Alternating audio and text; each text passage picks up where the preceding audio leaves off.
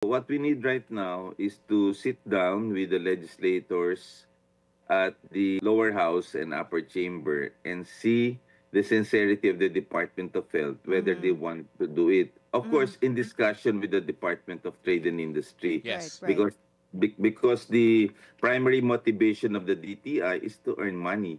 And Mm-hmm. there was one particular meeting that I attended that they want the Philippines to be a regional hub for vaping in the country to promote tourism. So I'm not Mm. sure whether this position is still the same, but given the health hazards to the Filipinos, regardless of the investment, as well as the money or financial considerations, I think health is paramount given the problems that we are facing right now with Yes. the funding issue regarding the PhilHealth. So I don't know.